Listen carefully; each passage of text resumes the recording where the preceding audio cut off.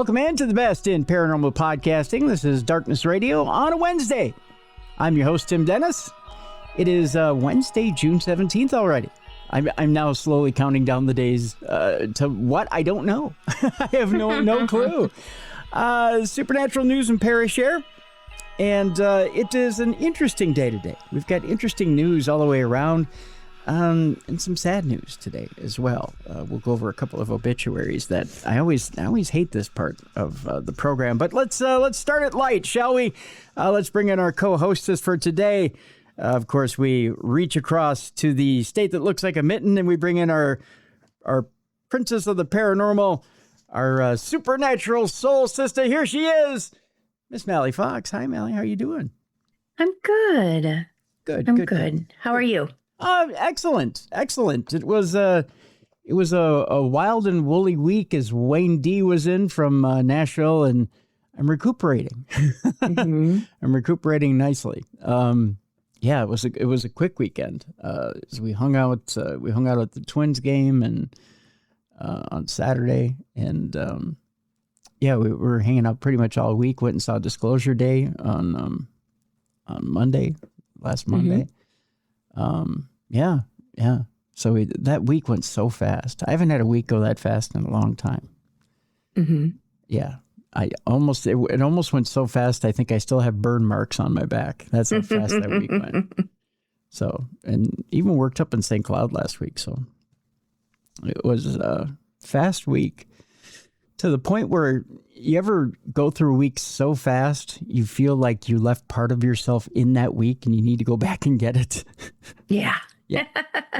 That's how fast that week went. Is he already back in Tennessee, or is he still in Minnesota? Yep. He and the kids drove back on Sunday. Yeah. I mean, straight through. So. Right. Yeah. I mean, that's a road warrior for you. You just get on the road, boom, you're back, and he was back at work on Monday. So. Gotcha. Yeah. That's impressive. Yeah. Yeah, no such thing as rest, I guess, huh? Yeah. Taking that extra day just to chill and do nothing. So, but yeah, they were back at it on Monday. So, yeah, it was a fun time for the week, that's for sure. Lots of stuff on tap today, Mallie. Lots of stuff on tap today. There was yet another batch of UFO files that was released last week, a third batch. This one, not as impressive as the other two, but there was still some newsworthy stuff in it. It makes me wonder, and it was released the exact same day that Disclosure Day came out. And it makes me wonder what we're up to now, what the long play is here. We'll talk a little bit about that today, that third file, or that third batch of files. There's a little bit more news when it comes to General McCasland and what he was seen with the day before he disappeared. So there's an actual photo of a package he was seen with. So we'll get into that today as well. China claims, in their answer to Nostradamus, claims that UFOs are just a distraction. To what? We'll find out. Okay. We'll see what they have to say about this. An interesting perspective from across the world in a system that we don't really subscribe to. Believe it or not, AI has infiltrated the music world. Boy George is using it now to remix one of Culture Club's greatest hits. That's coming up in our AI segment. It may be the end of the world as we know it. Sure, you can use it for defense. Sure, you can use it to make graphics. But the minute you start screwing with classic hits, it's all over. Just pack it in as a society. We're done. I didn't get that. Can you try again? What was that? That was AI. That was Siri saying, I didn't get that. Would you try that again? Why she felt the need to weigh in, I don't know. Maybe I hit a little close to home on that deal. Yeah, you're picking on our boyfriend. I guess, right? Okay. Story about a woman today who said she died and floated away from her body, where a being asked her one question. We'll find out what that one question was today. Where do I go for good mac and cheese? Maybe that was the question. How many licks does it take to get to the center of a Tootsie Roll Pop? I bet you that's the question. We'll find out exactly what that one question is. Demonized called hysterical the rise of witchcraft retreats where U.S. women go to defy man in church. We'll talk about that today. I think we used to just call those women's socials. I don't think they're actually called witchcraft retreats. I think some guy got it totally wrong and just wrote an article about it, but we'll find out more about it today. I think it's totally been misconstrued, but we'll find out more. And our palate cleanser today is actually encouraging for those of you who have issues with arthritis. Oh, okay. It's an uplifting one today. And I'm not screwing around today. It's actually okay. You're not being sarcastic. No. You're not. Okay. No, okay. It's actually some good news. So we'll give you a little bit of good news at the end of this whole deal. So yeah, I figured today we could use some good news with all the terrible news that we've had lately. Yeah. So I'll drop a little bit of good knowledge on you today at the end of today's show. That would be good. We'll start it off today with more of Trump's UFO files that were released as the third batch appeared online Friday as Disclosure Day was coming out, Spielberg's Disclosure Day. The third batch of files is now available to view and download from the Department of War's website, given that it wasn't that long ago that we were skeptical that any of the long-promised UFO documents would ever make an appearance. It's hard to believe that we've now seen three entire batches released to the public and made available for download online. The third batch contains a further 72 files sourced from the archives of various government agencies, some of which date back to the 1940s, and some from other countries other than the U.S. One of the files concerns a report of a strange red orb that was spotted in a garden one evening. Witnessed by two people, the object was described as being around 3 foot across and having a white plasma sun inside of it. As they watched, another appeared and joined with the first before flying away. Now, keep in mind, this is a reenactment file, so there's a drawing of what it looks like. Mm-hmm. The same couple also saw white orbs flying over their house a few weeks later. Another case mentioned in the files occurred in 2008 when a mysterious object that shone beams down onto the ground was observed at Zimbabwe's Harare International Airport. As before, the files can be browsed and downloaded at war.gov/UFO. So, I mean, you can pretty much dive in and take that deep dive. You can be there for a week if you wanted to be, seeing everything that's there. There's a lot to comb through as far as those files go. Speaking of Steven Spielberg, the quote from him is, "Aliens are here and may have always been." I think he's feeling his oats now that he's got this movie out. You think so? I think. What if he came out and said, I'm a half alien, half being? You know what I mean? Yeah. Like an alien human hybrid? Yeah. I think it'd be about time for him to fess up. That's what I think. Yeah. But it'd be interesting if he did. The legendary director whose new movie Disclosure Day is currently hitting the box office has offered his own views on aliens. If I remember right, it was not only number one, but number one with a bullet at the box office this weekend. Considering how many movies Spielberg has made about aliens, it is perhaps no surprise that he has kept a keen eye on the latest news and revelations pertaining to the UFO phenomena over the years. From friendly visitors to hostile conquerors, his portrayals of extraterrestrials are wide and varied, inspiring generations of children who grew up watching them. But what does Spielberg himself believe when it comes to the possibility of aliens visiting the Earth? Well, speaking to CBS News recently, he revealed that he was particularly open to the idea. He said, based on the circumstantial evidence of everything that I've gathered throughout my whole life, everybody I've listened to and every documentary that I've ever watched and all the testimonies in Congress that I've heard, I absolutely think that they've been here and they are here, he said. And who knows? Maybe they've always been here. The director also noted, however, that despite being an ambassador to aliens through his movies, he hadn't actually encountered any extraterrestrials himself. I say that with tongue firmly in cheek. Mm-hmm. He says, I deserved a sighting, he said, and I need a sighting. I mean, I'm an ambassador of these guys, and they haven't shown themselves to me. I don't get that. Well, let's say he's telling the truth, and they haven't shown themselves to him. Or what if they were communicating with him while he was sleeping, like giving him the ideas for his movies? I think you're right, Mallie. I think he's been getting downloads of things. Honestly, I think he's been given all the information for these movies, and he's just regurgitated it up on the screen. Mm-hmm. I mean, you know, especially, again, folks, if you haven't seen Disclosure Day this weekend, go see it. And a lot of the last 20 to 30 minutes of the film, when you're looking at what's on the screen, there's no way you can come away from that and say that he hasn't seen inside government documents and films, that he hasn't seen all this stuff on video. Mm-hmm. Because there's just too much on that screen that you go, oh, yeah, this guy's seen files. He's seen videos. He knows what's gone on. You just can't make up all the stuff that's on that screen. You just can't. Mm-hmm.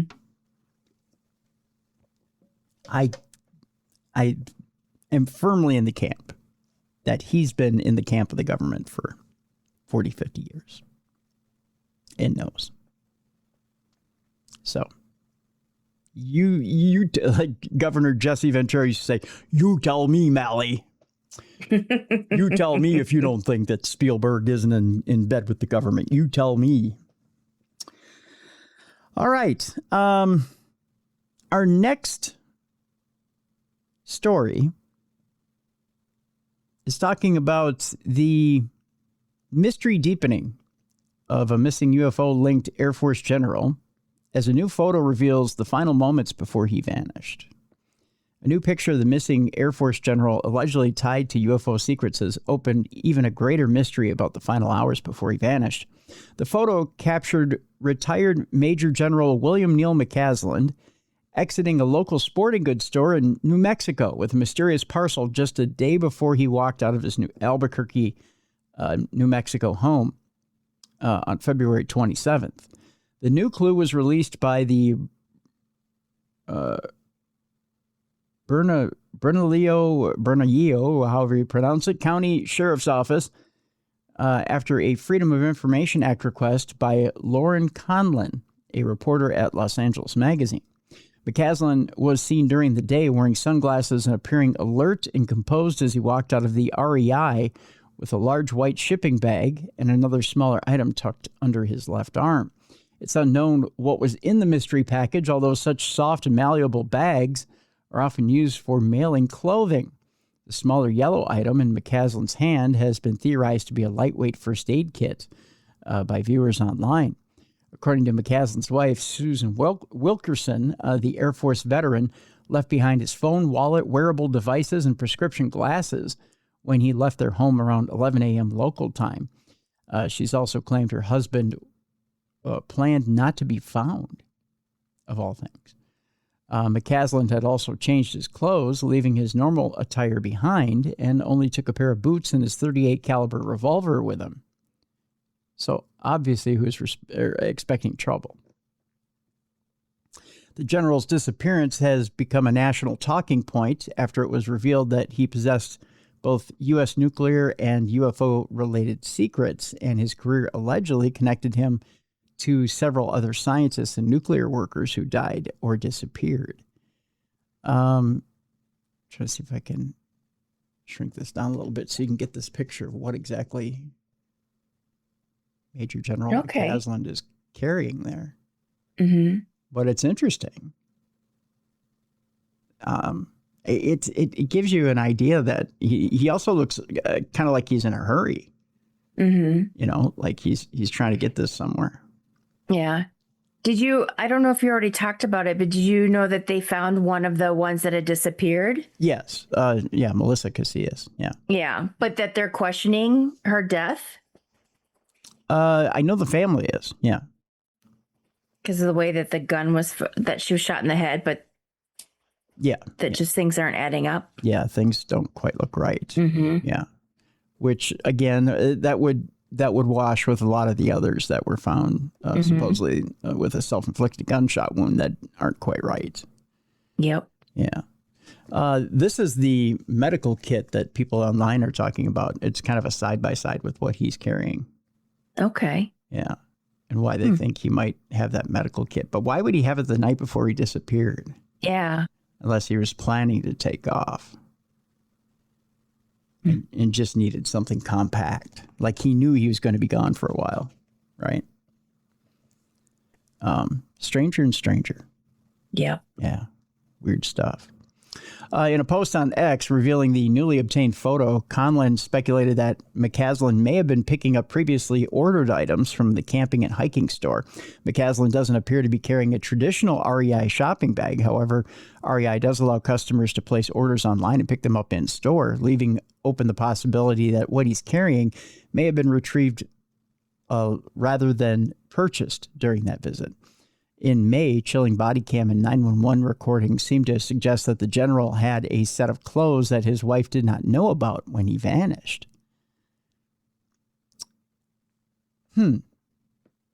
So that suggests that maybe he had like a go kit in case he needed to get out of there quick. Wilkerson was heard telling a 911 dispatcher in February he's left his phone, he changed his clothes into I don't know what, I think he's on foot.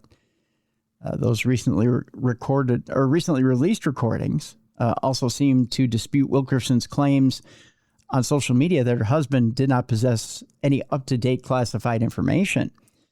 Police were speaking to an unidentified female witness on the phone who claimed she and members of the U.S. Space Force had dinner with McCasland the night before he vanished.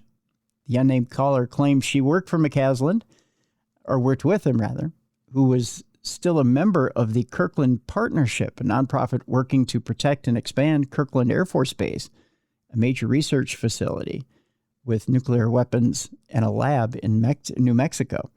The retired general reportedly met with the group at the restaurant in Albuquerque around 6 p.m. local time, possibly minutes or hours after the photo in REI was taken. It's just bizarre the way that this is all playing out. So maybe he disappears, but he disappears because now he's become part of a black project. Oh, that could be. You know, or maybe he's agreed to become part of another project where he doesn't come back, right? And he can't tell the wife about it. Maybe he's been selected for one of the first Pioneer missions to Mars where he's not going to come back. I don't know. You know, although it's an odd way of going about it, you know, I've decided to go to Mars. I'm not going to tell my wife about it. I'm gone. That's odd, right? Yeah. The way my mind works, it's more sinister than that. I think if he was on a secret project going to Mars or something, he would have told his wife something. Or instead of making her worried. I brought this up with one of our guests recently. If you were given the scenario of, okay, this disclosure thing's going to happen, and the people inside government give you the option of you can meet the aliens that we've been dealing with over the last 50 years. And better yet, we're going to let you document them. But you have to leave family completely behind. This is your chance. You're going to be part of a team that's going to go document them. But when you go document them, you're going to leave us forever. You're going to be, you know, basically in camp with them for the rest of your life. You're just going to send us back video and you're going to report back. But you're going to be in camp with them for the rest of your life. They're going to take care of you. They'll take the best care of you you've ever had. And by all means, you're not expendable or anything like that. But you have to live as one of them in order to get the idea of what it is they do on a daily basis, in order to report that authentic experience back to us. Because we want to get to know them before they actually come to visit us. So you're kind of the propaganda machine, right? So what if he's one of that team? And he knows that my wife will never go for this. She'll say, no, absolutely not. I'm not losing you for the rest of my life. You got to think about us first. He already knows what the answer is, but he's too excited. This is what he grew up wanting to do. And he's got one shot to be embedded with this alien team. So he just makes the decision. I'll just disappear. It's kind of a selfish deal, but why not? You could have at least left a note, though. But you can't, especially if it's top secret. You can't leave anything. You have to disappear without a trace. The only way you would know is after everything is disclosed, after everything is on the table and we find out that aliens are real, and we have a crew up there that's been sending back videos. Then you could know. But by then it's too late. I know it seems like kind of an odd. Right. Well, he's very selfish. Is he, though? Because he did it for humanity. So that humanity wouldn't get into a war with these creatures. Because it's a war we wouldn't be able to win. He did it in the name of peace. And in that consideration, he put himself before humanity. It's kind of noble.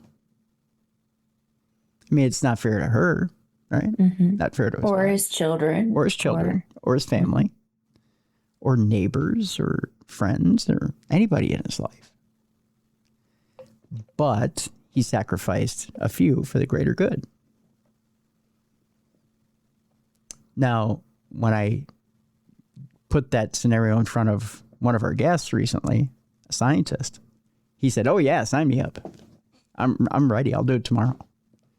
But does that scientist have children? Yep. Yes. I'm just thinking of the children. He has children, grandchildren, a wife. He said, "Absolutely, I'll do it tomorrow."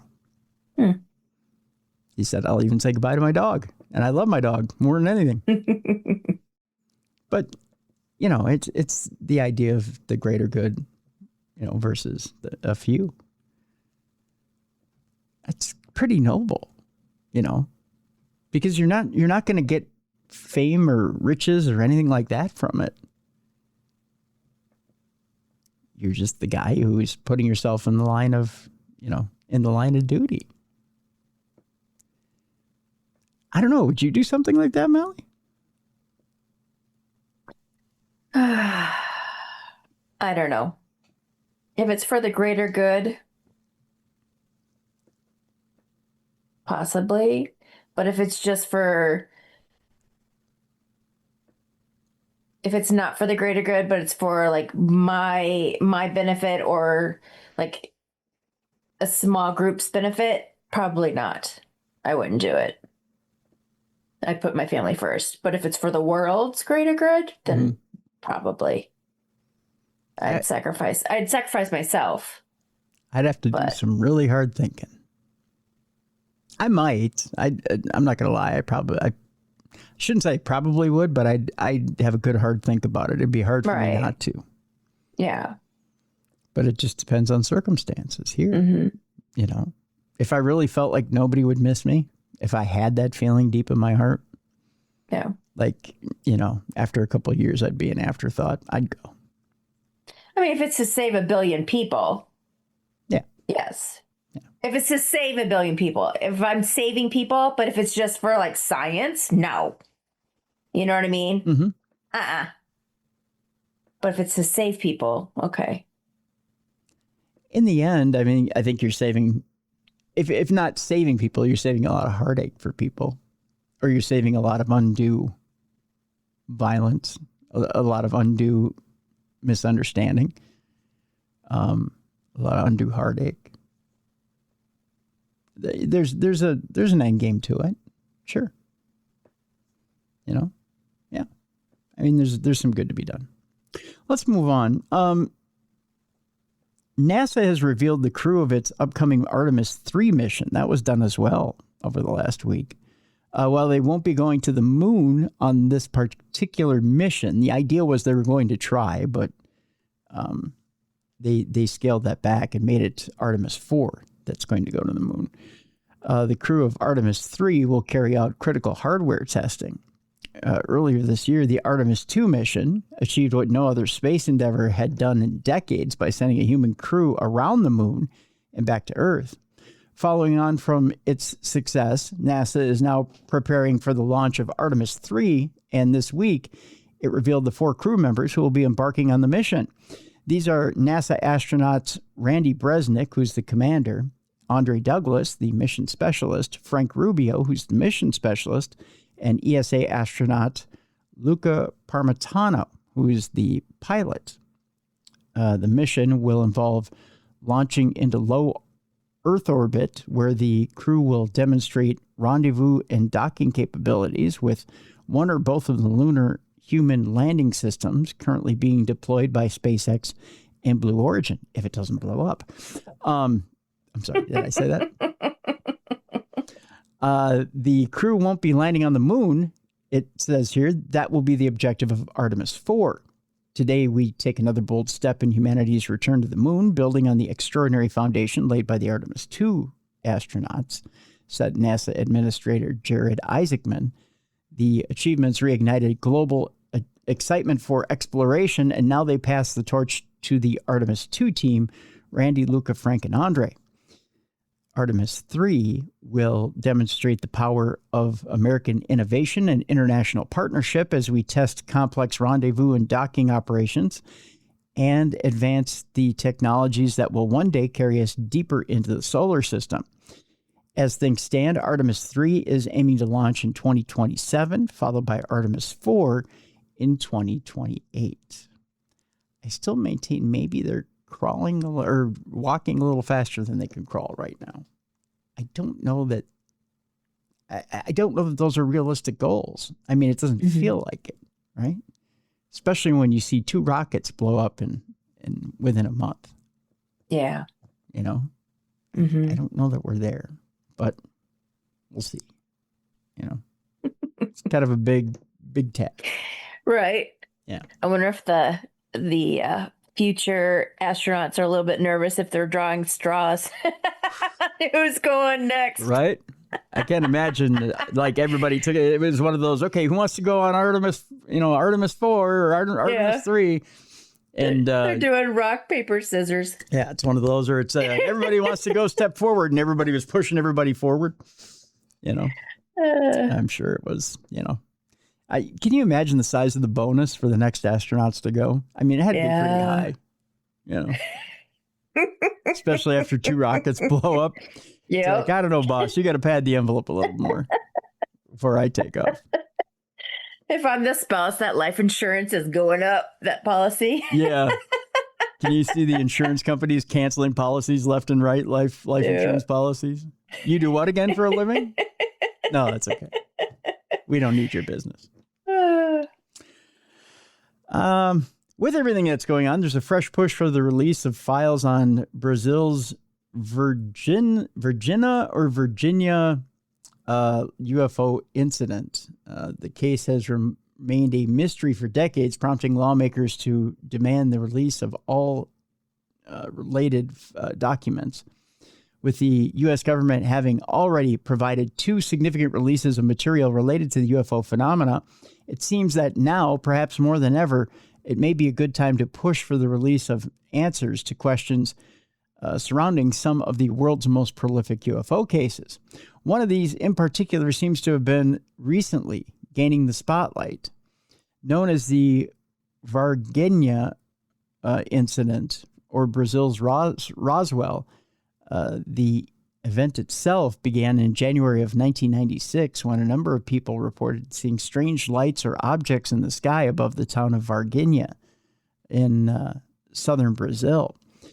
One witness, Carlos de Souza, later claimed to have seen a strange cigar-shaped object struggling to remain airborne. It looked like a washing machine struggling and fighting to keep its altitude, he said, during an interview recorded shortly afterwards. The side of it was completely torn and it had white smoke coming out. It wasn't black smoke from like from a fire or like from a pope being inaugurated. I don't know. At the time, I thought it was like an aircraft in trouble, an airplane. So I decided to follow it. When he arrived at the crash site, he observed a large amount of debris and a strong smell of rotten eggs seeming to fill the air. As he explored further, he realized that this was no ordinary aircraft. The debris looked like it was aluminum, he recalled. It looked like, or he said, I took a small piece, and it was very light. I crumpled it, but when I released it, it went back to its original shape. Before long, several military trucks were reportedly seen arriving in the area, and witnesses later claimed that parts of the site had been cordoned off. What followed was what many supporters of the case have described as a Roswell-style cover-up, with armed soldiers searching the area, patrolling the streets, and allegedly warning witnesses to remain silent. As if that wasn't enough, reports started to emerge of a strange creature that had been sighted in the town, being around 4 foot in height, with oily skin, a large head, and red eyes. I looked into its eyes and saw that it was frightened, one of the witnesses recalled. Just as I was frightened, the creatures also were frightened. I saw that it was scared of us, and so it was an exchange of fears. It's and ours. It's and Ours is a great album name, by the way. What we saw wasn't human. The same creature was reportedly seen again around 3 hours later by 2 military police officers. According to later accounts, one of them had actually managed to capture it, and the pair took it to a local hospital. What happened after that remains unclear. Brazilian authorities denied that any unusual creature had been recovered, and a military official investigation later concluded that there was no evidence of extraterrestrial involvement. Even so, the incident itself remains a topic of debate and intrigue. Interesting case, that's for sure. And now they want to reopen it. So there you go. Another interesting case out there that is set to be commemorated is the UK's first ever Mars landing. 13 new plaques are set to commemorate that. It's been over 22 years since the ill-fated Beagle Mars lander set down on the surface of the red planet. Few nations can say that they've succeeded in landing a spacecraft on Mars and back. On Christmas Day of 2003, the UK did exactly that with a little help from the European Space Agency. Conceived by Professor Colin Pillinger of the Open University,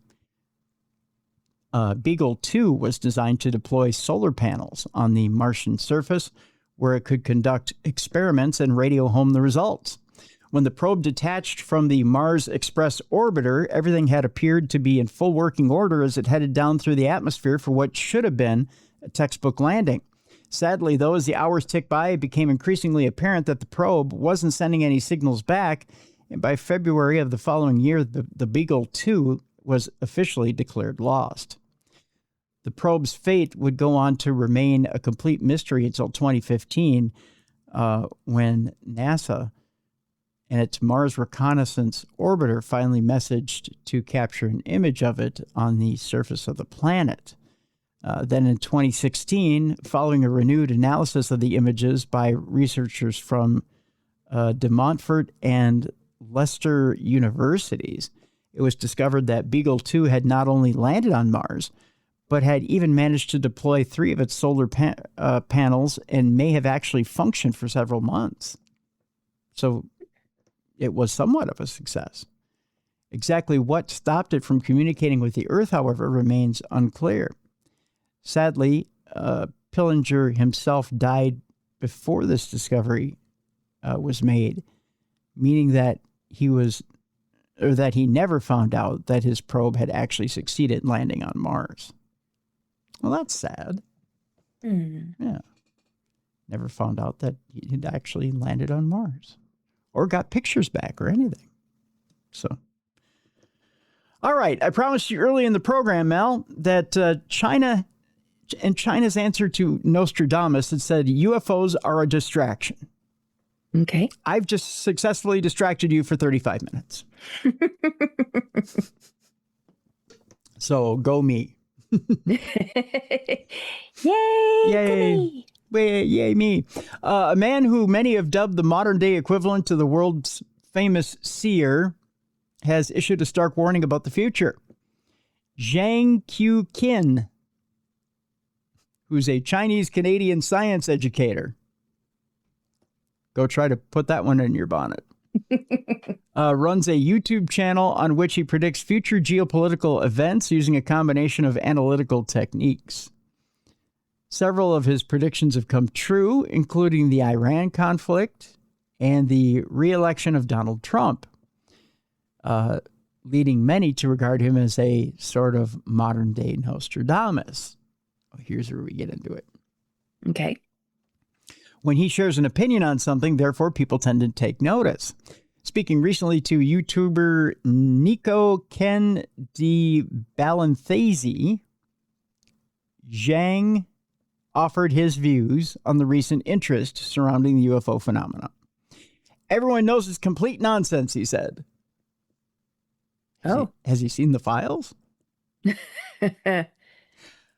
says, it's complete BS. There are no aliens. There is no alien technology. Oh. Again, have you looked at the files? Or any of the videos or anything?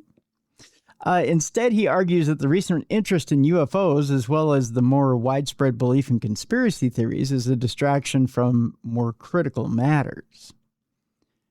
And people... He goes on to say, and people retreat into their own bubble, he said. Just think about the atrocities that are going to happen in the future. It's going to overwhelm people.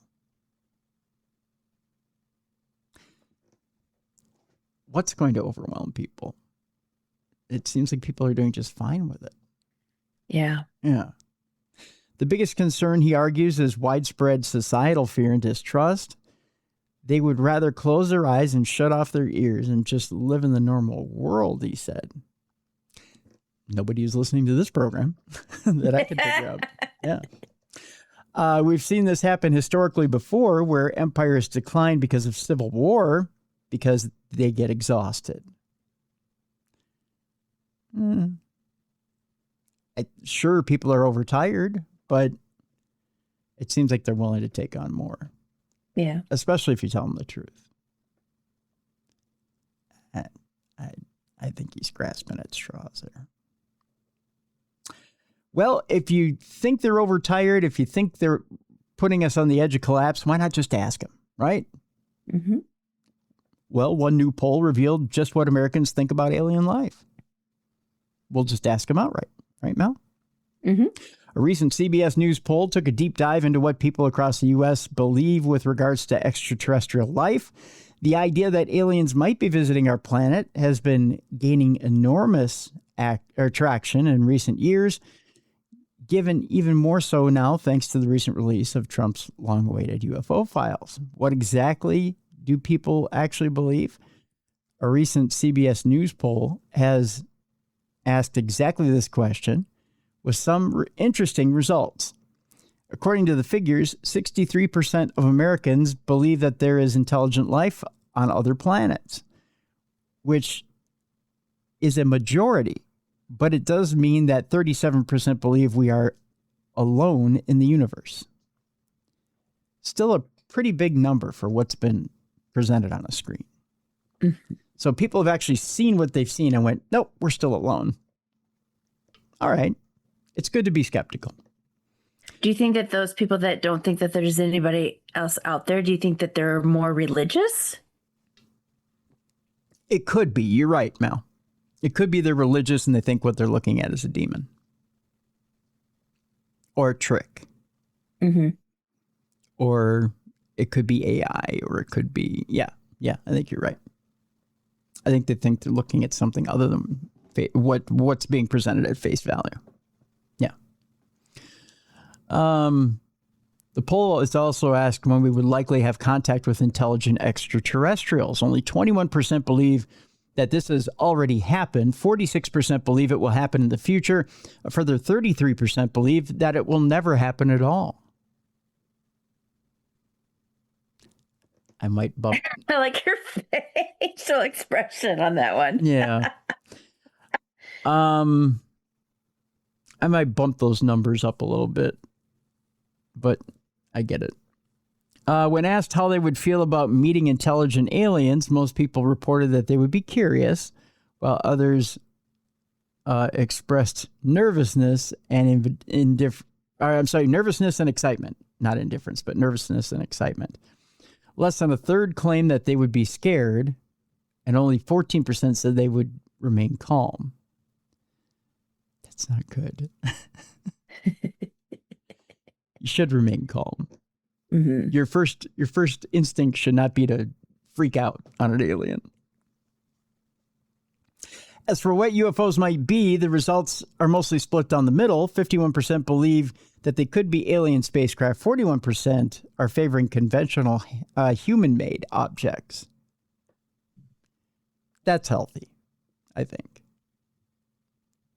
To look at one of these craft and go, I don't necessarily believe this came from the other side of the universe.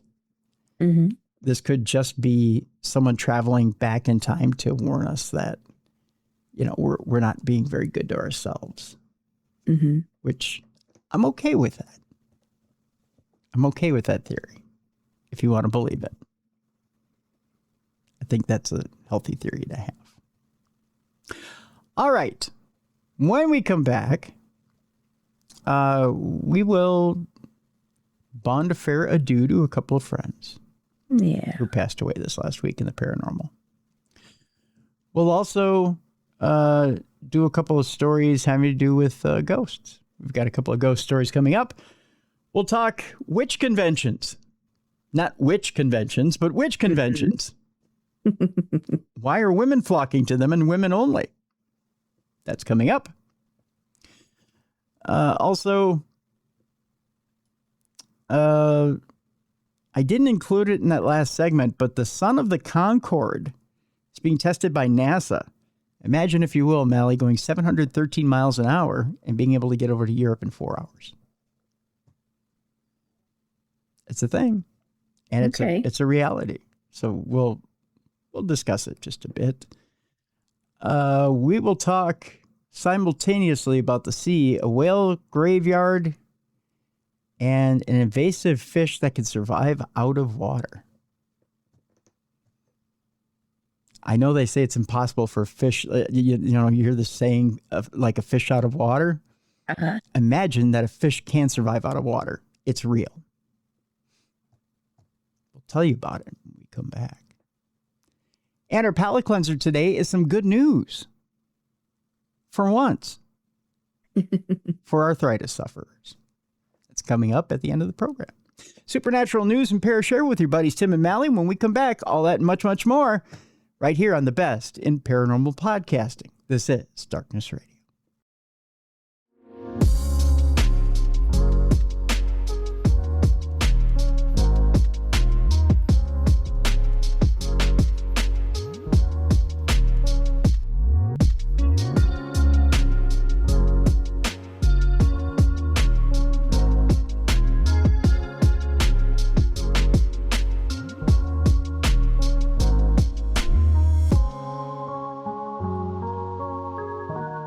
Welcome back to the best in paranormal podcasting. This is Darkness Radio. Your buddies Tim and Mallie here on a Wednesday, and it's Mallie's favorite time of the show. I had to take a pause there. Yep, let's get into it. I know you're itching to go here, Mal. I know you're. Oh yeah. You said to me before the show, you said, Tim, can we have more AI, please? And I was like, Mallie, you know it. Yeah, that's exactly what I said. Yeah, I know.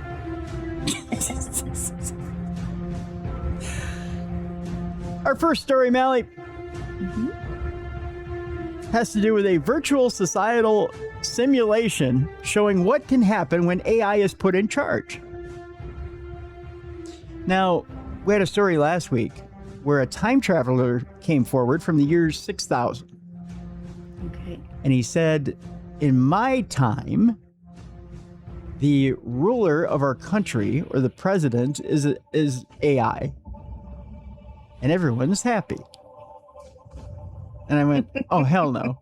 You're right. I would unplug that mother. Yeah. Well, this story came up this week. Ever wonder what would happen if an artificial intelligence was given free rein to run society any way it liked? Well, post-apocalyptic scenarios involving out-of-control AIs have been explored in books and movies for years. But if we really did give artificial intelligence free rein in the real world, would it bring about a new world order of peace and cooperation, or would it turn the planet into a wasteland? To find out, researchers said, isn't the planet already a wasteland? Haven't we done that already? Do we really need AI for that? To find out, the researchers set up a simulated world and then created virtual characters for some of the most popular AI models so that they could interact with the world and each other. The AIs were tasked with democratically running the simulated society and could undertake tasks such as proposing new laws and allowing others to vote on them. They were also given a limited amount of resources with the option to learn more, either through performing civic duties and beneficial jobs or through violence and criminal enterprises. Oh boy, this can't go wrong. After the simulations had been given time to run, the findings revealed that Grok had made a bit of a mess of things, with its version of society spiraling into violence and total collapse within days. So we know we can't trust Grok. Mm-hmm. ChatGPT, meanwhile, was more peaceful, but didn't actually achieve very much at all. So ChatGPT just kind of sat there. Claude was the most successful, having set up a structured and peaceful society. Gemini also achieved quite a bit, though its society was the most violent of them all. Oh. Yeah. So we got things done, but we killed each other in order to do it. Mm-hmm. The differences in agent behavior observed in our study are likely attributed to the underlying model's system prompts as the preliminary culprit.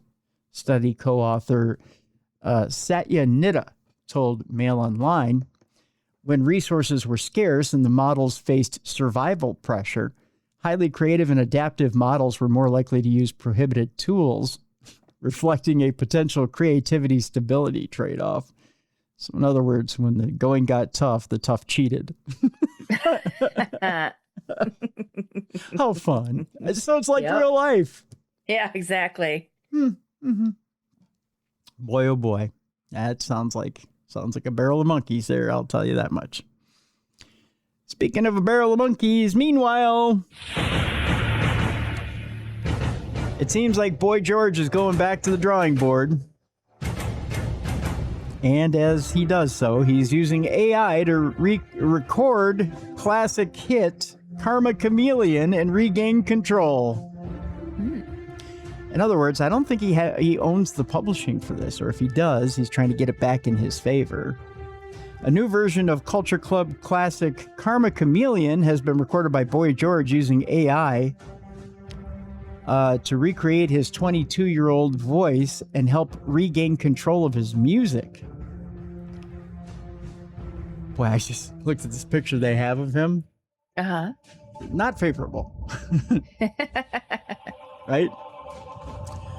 Boy George has used AI to re-record Culture Club classic Karma Chameleon, say that 10 times fast, to reclaim ownership. The pop legend is launching a new company called Artists Included that uses AI-assisted re-recordings to recreate classic hits as an alternative to the original master recordings. So he doesn't own that master recording. Oh. Taylor Swift did a lot of this herself. Remember when she was trying to get her masters away from Scooter Braun, she re-recorded everything. Mm-hmm. The company's first release is newly recorded. It's a newly recorded version of the 1983 chart topper Karma Chameleon that uses artificial intelligence to recreate George's 22-year-old voice to help regain control of his music. It's hard to get excited about something that you don't control, said George. This gives me an opportunity, not just me, but other artists, to have a different relationship with those songs. A recent licensing deal involving the original Karma Chameleon recording made almost $4 million for the owner of the master and publishing rights rather than to George himself. Oh. So, yeah. That sucks. Of course he wants to get in on this, right? Of course he wants to try and, drum up some scratch off this deal. Although it's going to be tough for him. I mean, okay, so he kind of recreates it with AI, puts it out into the marketplace. But when you can have the original for and $4 million is not a lot of money for the original. Why would you go get an AI version unless you're going to undercut the original? Yeah. I mean, it just doesn't make a lot of sense, right? I wonder if it'll sound better. That's a good question. Okay, so Boy George's manager says that Paul, his name is Paul Kemsley, says... Oh, PK. PK, you know PK? Yeah. Yes, because he's on Real Housewives of Beverly Hills. He was married to Dorit. They just got a divorce. I thought you were being facetious, but you know him. Yeah. All I know right. of him. I don't personally know him. You two don't hang out and have drinks or anything like that? No. All right. He says that $4 million changed hands and George didn't get anything at all. So PK evidently is going in for the dollar here. Gotcha. Right. Rather than pursue a traditional re-recording like Taylor Swift had done, like I had mentioned before, to try and get those rights away from Scooter Braun, George and Kemsley decided to use AI to recreate the singer's original 1983 vocal closely for future licensing opportunities. George, who recently competed at Eurovision, said, "When I heard it, I was absolutely gobsmacked. It sounds like another take from that original session." So, I guess I'm a little confused. So he didn't have to do anything on this. Oh. It was the AI that did the singing. Oh. Okay. That's unusual. It says, oh no, he did have to do something. Okay, so it says here, George recorded a new vocal performance, which was then processed using an AI model trained on archival recordings and materials associated with his own voice. So it's kind of like voice processing, I guess. Okay. All right. Huh. The final recording is not an AI-generated Boy George performance, but a new performance by Boy George filtered through technology. He added, "It has the sound of me at 22 years old with all the experience of everything that I've learned." Kemsley told The Hollywood Reporter, "AI is used correctly, or if it is, it can return value to the original creator." Well, if it sounds halfway decent when you listen to it on record, imagine like someone like Frank Sinatra, if he would have had it back when he was alive. Or someone like, I hate to say it because lately his singing has not been good, but Paul McCartney. Oh, I haven't heard his recent songs. His live stuff has been horrendous. If you could do that in the studio with Paul, that would be wonderful, right? I mean, you could add years where there are none, right? I mean, and I'm not trying to dog Paul McCartney at all. I enjoy the man, and he's still got the chops to make songs. It's just that his voice is shot. I mean, you can only sing for so long, and then your voice deteriorates, right? I mean, we hit our prime in our 30s and 40s as far as singers go, and then it's downhill from there. You start crooning in your 50s and 60s. After that, you have nothing. There's just nothing there. And poor Paul, he's up there and he's into a microphone. Yeah. And and you can hear his voice has gone high and wispy. And it cracks, and it's painful to listen to. And, I can't imagine the man needs money. But I think it's more artistic. He has things to say. Yeah. Well, if he has things to say, then let him say it. But maybe there's a way to help his voice with AI. All right, and one more. Meanwhile, there's good news, Mallie. Okay. You can now get a religious exemption from using AI at work. Okay. This is your one chance to get a religious exemption from using this segment here. In a strongly worded rebuke last month, Pope Leo called for AI to be disarmed. Criticism comes amid rapidly growing backlash to the tech, with countless workers becoming frustrated after being forced to use AI, even when the productivity benefits that it offers are questionable. Now, a 34-year-old software engineer named Aaron Moss, who works for a tech entertainment company in North Carolina, may have found an ingenious workaround.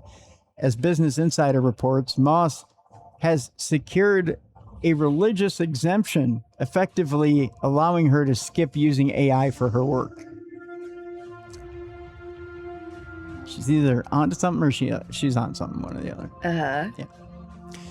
Moss is a Unitarian Universalist, a pluralistic religion that is rooted in the inherent worth of every person. In April, she argued that AI didn't align with her religious beliefs, citing environmental and ethical concerns. Ooh, I like it. In mid-May, her employer granted her the unusual accommodation. I'm writing my code and reviewing my code by hand, which seems to be crazy, she told BI. Just 2 years ago, how else would you do it? While Moss may be a member of the Catholic Church, or may not be a member of the Catholic Church, Pope Leo's most recent calls for stronger AI controls highlights a growing schism between religious beliefs and the broad intrusion of AI into everyday life. That's not to mention the very real concerns over increased pollution and rampant water usage, environmentally damaging side effects that have raised plenty of non-faith-based objections as well. The opposition, particularly against data centers, has grown into a major bipartisan issue. Netizens were amazed by Moss's religious exemption. The funniest possible outcome of the AI mandate era is about to be HR departments discovering that sincerely held religious beliefs under Title VII has a much lower bar than they assumed. And Pope Leo handed every Catholic employee a written excuse, tweeted San Francisco-based startup founder Corey Quinn. The Title VII of the Civil Rights Act prohibits employment discrimination and retaliation based on race, color, national origin, religion, and sex.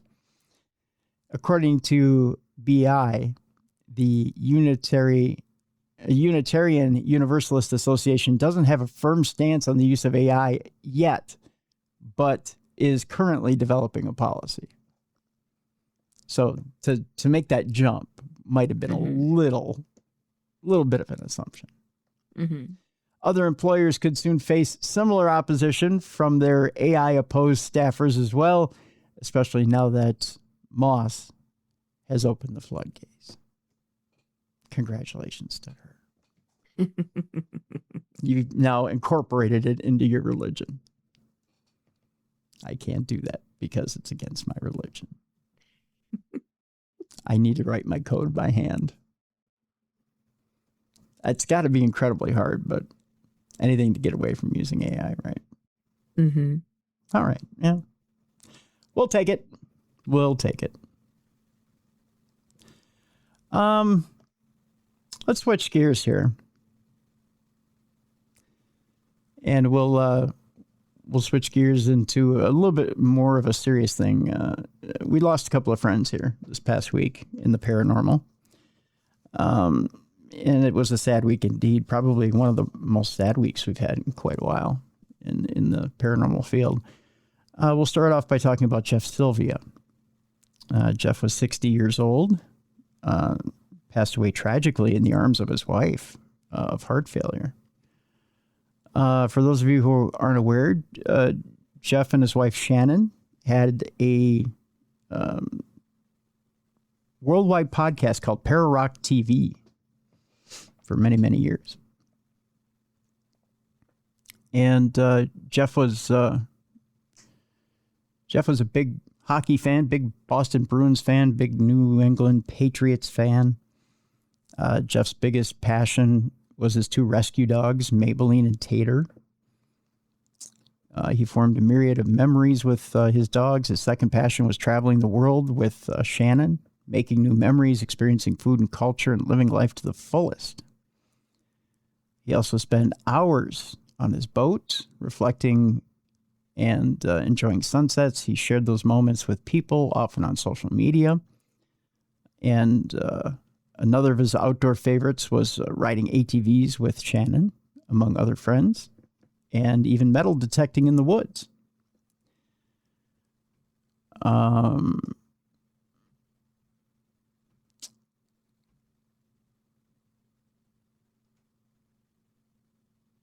Jeff's celebration of life will be scheduled later on in the future. I know Jeff had been struggling with health for a while. Mm-hmm. Had some heart issues previously. 60 is a very young age to be leaving us. And we want to send our condolences to Shannon Sylvia and to the entire Sylvia family. That's really really a hard loss to take. We also want to send our condolences out to Christopher St. Booth and the entire Booth family. Philip Adrian Booth passed away this past week as well.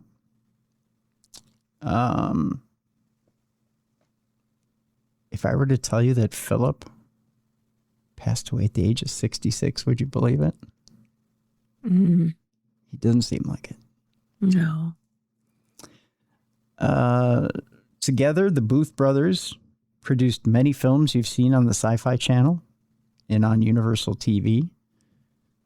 Among those, Spooked, The Ghosts of Waverly Hills Sanatorium, Death Tunnel, Children of the Grave, The Haunted Boy, The Secret Diary of the Exorcist, Children of the Grave 2, The Exorcist File. There is a documentary that will be finished up by Christopher, having to do with their switch back to music. They went viral a couple of years ago on TikTok when someone had found their music from the 80s. We had them on this very program talking about it. And I meant to grab the clip today, but I had a little bit of a hard time doing it. Where Philip talked about what it felt like to pick up that guitar for the first time. Philip absolutely, you could tell it was like a piece of him was disconnected when he put the guitar down. But when he picked it back up again,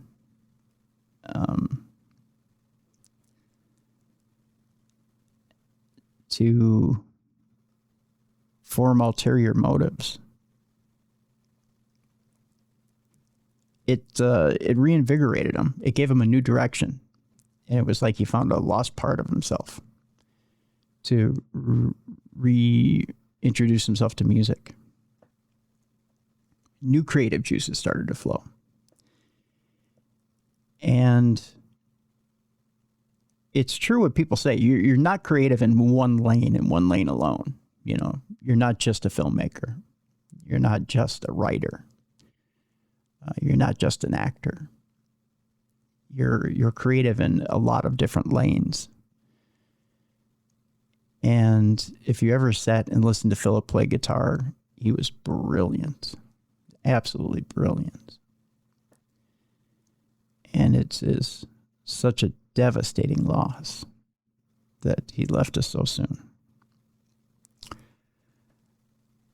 I think it's safe to say that Christopher is devastated, being that that's his twin brother. It's like a part of him is missing, right? Like like losing a limb. I have plenty of personal memories of the two, which I think I'll keep to myself. But I can share this much on air. That when it came to the two of them, I don't think I've met two nicer, more genuine people in my life. Loving, caring people in my life. That if you ever needed anything or needed time from them, they were there in a heartbeat, and and Christopher continues to be there, even in his time of grief, continues to be there for people. And it's hard to find people like that in this world that will put down their own burdens for other people. It's the best way I can put it, Mallie. Mm-hmm. And quite frequently, I would watch both Christopher and Philip put down their own burdens and go out and be there for other people. They could be having the worst day in the world, show up at a convention and turn it on and be there for other people who are having a terrible day. But the minute they showed up to see Christopher and Philip, their day was made. Mm-hmm. And that made them very happy. So, do you have any memories of Philip you want to share? No, I just thought that he was extremely nice, very sweet. Yeah. Just an amazing guy. I'll share this with you before we move on. The movie, what was the movie? It was one that had come out recently. Was it The Attached? I'm trying to remember. The Attached or Dead Still? They wanted a scene at the beginning of the movie where it was like a needle or something penetrating something. Mm-hmm. I was telling, as a matter of fact, it was at Michigan Paracon. I was telling Christopher, I said, I get these Avastin shots or chemo shots in my eye for this retinal vein occlusion. And he goes, "Oh, you do?" And I'm like, "Yeah." So he calls Philip over.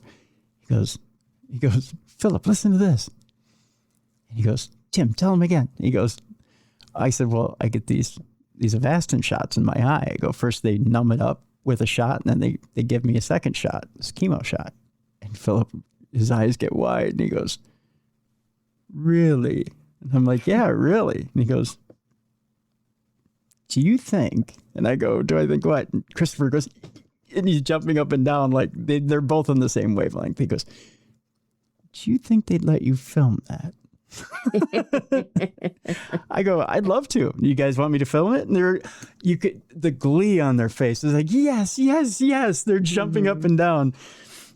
And I tell you, I argued with my surgeon for probably a good 2-3 weeks that I wanted to do this. And I said, "It's my eye, right? Mm-hmm. I'm not going to film you. I won't even film your fingers. I just need to film the needle point going into my eye, right? In extreme close-up." They wouldn't let me do it. They said it involved HIPAA laws. Yeah, but I've seen people have their surgeries recorded and they've kept it. Right, because there was an agreement all the way around between nurse, doctor, and patient. That all that would be recorded. And it was recorded for medical purposes. Okay. For study. This was being recorded for commercial purposes. Gotcha. So when I told the boys, they could have been like, "Oh, come on," but they were so gracious. They were like, "Oh, well, we can figure something else out. Right. Not a big deal." Mm-hmm. And it was like, oh, I was disappointed for him. I was angry for him because I wanted to do it. Yeah. I wanted to get the scene for him. I thought that was the most important thing.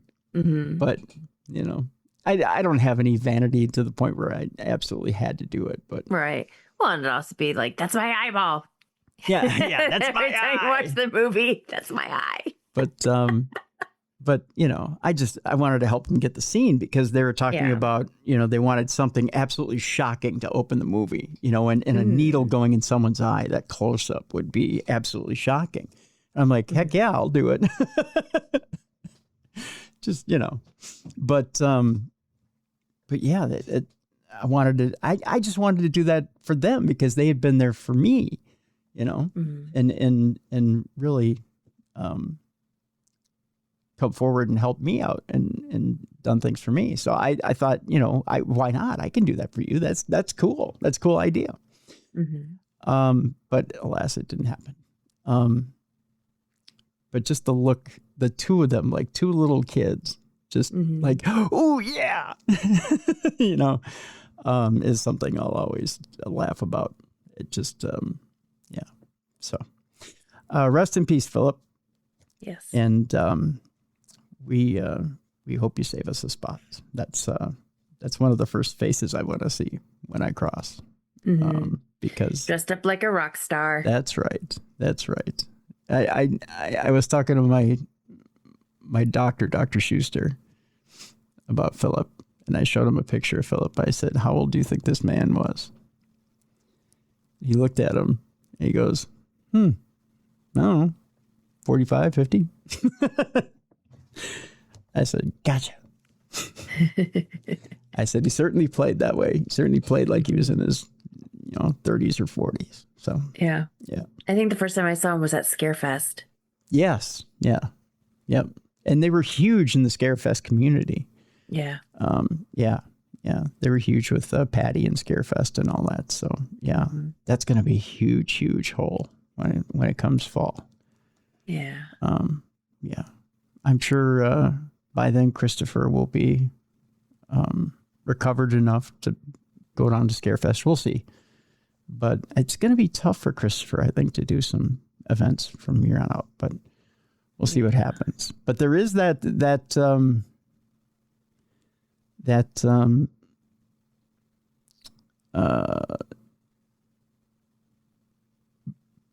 like a biopic that's coming out about the band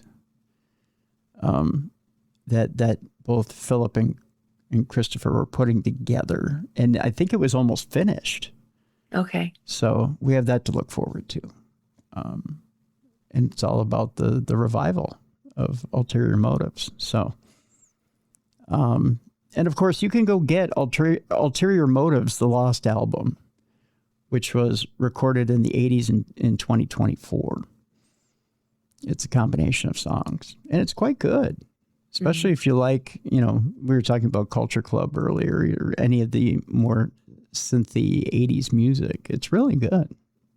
Now, am I getting it mixed up with something else in my head? But wasn't something involved with with porn? No, you're not getting it mixed up in your head. They had actually used one of the tracks from Ulterior Motives and Christopher laughs about it. But yeah, one of the tracks from Ulterior Motives was used in a porn movie. Yeah. Yeah. No, you got the story right. Okay. You got the story right. Got it. So, yeah. Got it. Yeah. Oh, and people need to support. So, Shannon, going back. Yes. Sorry. Yep. No. Go ahead. She owns, I think it's called Slutty Muffins. Speaking of porn. And I know right now it's on hold because of the passing of her husband, but people need to support her once she starts her business again. Yes. By buying from her. Yes. Her baked goods. Yes, absolutely. Absolutely. Yeah, please do, folks, because it's important. People think when someone passes on that life just goes back to normal, everyone's okay. It's not necessarily true. Not necessarily true at all. And by all means. Shannon also has a cameo out there too. So, you can look up Shannon on her cameo, Shannon Sylvia on her cameo. You can contribute that way as well. So, wasn't she on Ghost? Wasn't she on, Ghost Hunters Internet? Was it international? Yes, international. Yeah, yeah. So there's different ways in which you can help out, and by all means, please, please find ways to help out both the both Christopher and Shannon in this time of grief, even if it's a simple note, just a note to either one. Yeah. And let them know that you're thinking about them and you're grieving with them. I think that's always helpful. It's always helpful. So, all right, let's move forward here in the podcast and let's get to some other stories. Let's keep dealing in the other side in this podcast. We were talking about there's a woman who said she had died and floated away from her body where a being had asked her one question, Mallie. Mm-hmm. Barbara says she experienced death twice, and the second time she begged to come back. A woman says she died twice and watched doctors work on her lifeless body before choosing to return to it, first when she was 18 months old, but then again at 31. Barbara Bartolome stopped breathing and died for a short period as a toddler after developing a high fever. Despite her body turning purple and lifeless, that's in quotes, her family recalled her suddenly coming back to life. While Barbara was just a young child then, it was an experience that came back to haunt her when she was 31 years old, when her heart stopped during complications at the hospital, where she was prepping for a surgery on her back. When she opened her eyes, she found herself floating above near the hospital room ceiling, watching her body being worked on as medics fought to revive her. I was out of body looking down at the whole scene, said Barbara, who lives in Santa Barbara, California. The panic I was feeling in my body was gone. I felt wrapped in a beautiful blanket of love and acceptance, and I felt absolutely wonderful. I looked down at what was happening below. The surgeon was calling code blue. I calmly said, if I'm up here and my body is down there, and he's calling code blue, I think I just died. Right when I said that, there was a feeling of a being that was right next to me, and the being felt like I had known him forever. I felt like it was God. I felt absolute acceptance and absolute love and comfort. When he was next to me, I was a pure being, a pure spirit. It was just incredible. It was life-changing to have that feeling of him being right there. I had been on the earth for 31 years at that time, but I felt it was way beyond that. In other words, she felt like she had been here longer than 31 years. Mm-hmm. Barbara is now 69 years old and was in the hospital at the time, back in December of 1987, for a laminectomy. Discectomy, it says here, or decompression surgeries to treat nerve pain in her back. Part of the prep for the procedure included a myogram, where iodine is injected into the spinal cord in order to check for damage. But Barbara, who had welcomed her daughter Julie for just 4 months prior, and also a son Scott at home, claims an x-ray tech accidentally pressed a button that moved the table she was lying on, causing the dye to leak into her brain. Right. She began to feel faint prior to losing consciousness and waking up to see the room below, where the orthopedic surgeon and neurosurgeon, 2 x-ray techs, and a nurse began working to save her. Barbara recalls talking to the being next to her, while doctors and nurses panicked below and performed CPR on her. But worried about her young children, she knew she had to return to her body. She said, I was saying I need to go back while I was watching everything down below. They had an oxygen mask on my face, and they were switching between that and chest compressions. As a medic applied a heart monitor, she saw herself flatline. She even recalls one surgeon saying, too much time has passed. She's going to be brain dead, before the other surgeon used his fist to pound on her chest. Barbara said, I watched my body while that happened and watched the whole thing from above, and my body jerked. I didn't go back into my body, but up on the ceiling, as I was looking down, the being spoke to me. In what she describes as a beautiful voice, Barbara recalls being asked what she would do if she returned to herself. Flashes of bad memories crossed her mind, and she came to the realization that she needed to make some changes, including including ending her marriage and prioritizing herself and her children.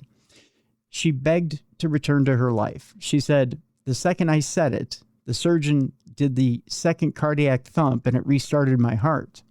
I opened up my eyes and I was back in my body with the oxygen mask on my face. They were all astonished." Barbara recalls them stabilizing her before she was able to talk and recount what had happened in detail. One of the surgeons freaked out and left the room with the other, while the other wanted her to repeat the tale. Barbara rested for the evening and had the planned surgery the following day, a laminectomy discectomy, and recovered in the hospital for 4 days, though she says no one would talk to her about the experience. Really? I would have talked to her about it. I don't know. Well, they probably don't they didn't want to be reminded that they're going to be sued. Right. Yeah. Yeah. They probably didn't want to remind her of the mistakes that were made, especially if she saw the entire thing. But that didn't make her doubt what she had seen, having never taken drugs and not been a drinker, or having never hallucinated before. She knew that what she had experienced was real. Barbara said, it was as real every time I thought about it as it was happening, as when it was happening. Talking about it now, if I were to shut my eyes, I would see down where the table is and where the people were. I could see the whole room. With no one able to believe her, Barbara didn't speak about it again for 12 years, but she kept her vow to the being, ending her marriage and becoming a single parent to her son and daughter. She wasn't sure if she would ever find love again, but decided to jot down a list of traits her ideal partner would have, and eventually went on to meet the man, her now husband, Victor. More than 3 decades on, he remains a strong supporter of hers and all that she went through as well. And Barbara slowly opened up to other people in her life too, including one of Julie's friends, Mother's, who told her it was called a near-death experience and explained that other people online had shared similar accounts. Interesting story. Mm-hmm.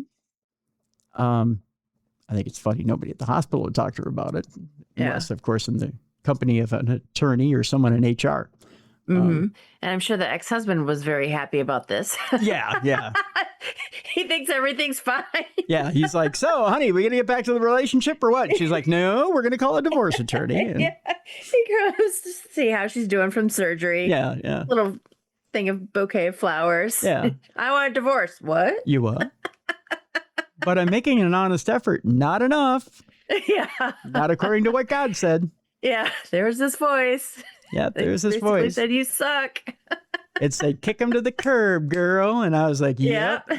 If you want to return back to Earth, you need to get divorced. You want to go back to your body, you got to get divorced." So I was like, "You bet." Mm-hmm. Done. That's right. Kick him to the curb. Mm-hmm. No questions asked. How would you like to get relationship advice from God and go, "I don't think so. No, I'll skip that one." But that's okay. I loves my man. Start doing that stuff. Yeah. Mm-hmm. It's not like an episode of Maury. I don't think you could, necessarily tell God no, right? Yeah. Yeah. Our next story has to do with ghost kids that haunt the city center shop and leave tiny little footprints every night. Aw. Aw. It's the cutest little ghost story ever. Would you get pissed off because they were leaving ghost footprints after you had mopped the floor? That wouldn't bug me as much as handprints. Oh, yeah. There's that. Yeah. Mm-hmm. They left little handprints everywhere. Yeah, that's harder to get off. Yeah, true.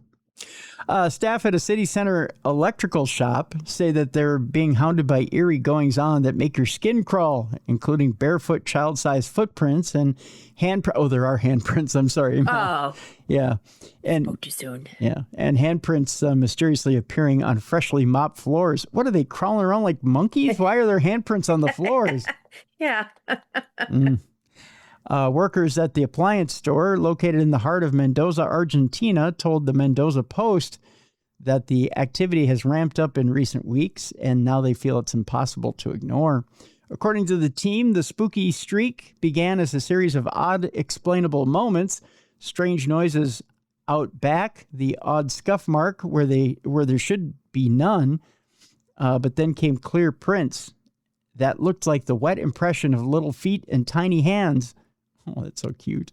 Dotted around the shop floor one morning, despite the place being scrubbed spotless at close. We thought, let's document it. We took photos. We checked the cameras to see what was happening, one spokesperson said. Another added, it gives you a weird feeling, but like there's something else here. Critically, the store's alarms reportedly never triggered. The CCTV showed no one in and no one's passing, and yet the marks kept turning up by opening time of the store. What really rattled the staff was the shape and size of the impressions. When we close, we clean. We wash the floor, a worker told Mendoza Post. When we arrive in the morning, there are footprints like barefoot children's feet in different parts of the store. Well, they're looking around. Mm-hmm. Probably looking for like Pop-Tarts and stuff, and all you got is electrical stuff around. Alongside those were small palm prints, sometimes lined up in a way that suggested someone or something had been moving low to the ground. It's like they'd been crawling through the shop, another employee remarked. The pattern, they claim, has turned into a strange routine. The evening clean banishes all marks. The morning reveals fresh ones in new spots. Oh, so they're active in the early morning. It leaves you with a strange sensation, said a warehouse worker. At first, we thought the noises were bleeding in from nearby businesses. Now we don't know. In the back, where boxes of blenders and TVs sit stacked high, the team reports bumps, shuffles, and odd clatter, even when just one person is working alone. There are sounds, movements. One said, we thought it could be from neighboring shops, but now we're not so sure. With curiosity morphing into concern, the crew dug into the site's history and claimed that they uncovered an eerie echo of the past.